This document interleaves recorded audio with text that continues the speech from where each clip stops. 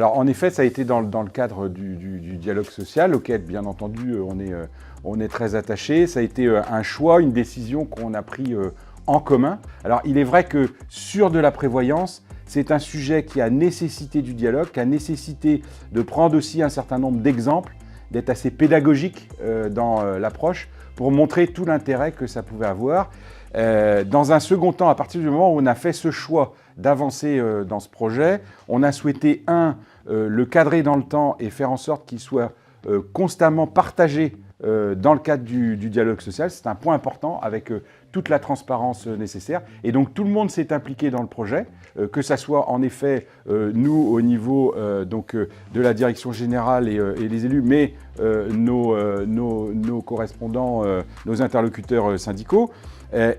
Après, on s'est rendu compte qu'en effet, dans l'aspect technique des choses, il était nécessaire d'aller prendre l'aide d'un AMO, une assistance à maîtrise d'ouvrage sur ce dossier, parce que c'est un dossier qui est extrêmement technique. Et des éléments très techniques dans ce sujet de la prévoyance nécessitent bien entendu d'avoir un expert qui à la fois connaît le marché, mais à la fois connaît aussi toutes les subtilités de ce type de contrat.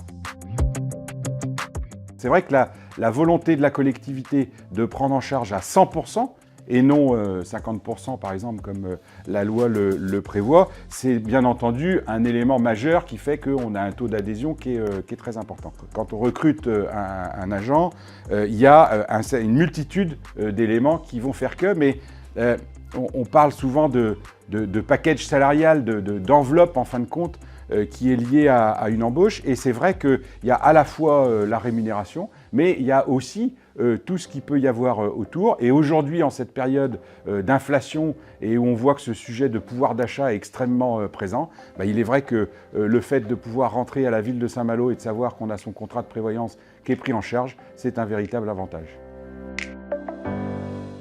On a souhaité, toute notre équipe, rebaptiser en fin de compte le département des RH, comme on dit souvent, et on parle habituellement de ressources humaines, et on a souhaité le rebaptiser comme département des richesses humaines. Partant du principe qu'on peut avoir un très beau projet politique, une adhésion importante de la collectivité et de nos administrés, mais pour autant, si on n'a pas les femmes et les hommes qui constituent nos équipes avec nous, et qu'on ne les emmène pas dans notre projet, malheureusement, on ne réalisera pas grand-chose. Et nos équipes, nos agents sont au cœur du mandat, ils font partie de nos principales priorités. Cette démarche en effet, la prévoyance et d'ailleurs la mutuelle, ces apports supplémentaires de garantie que nous donnons, c'est la preuve même qu'en effet, on apporte une attention toute particulière à nos agents, qui beaucoup d'ailleurs sont aussi de nos administrés.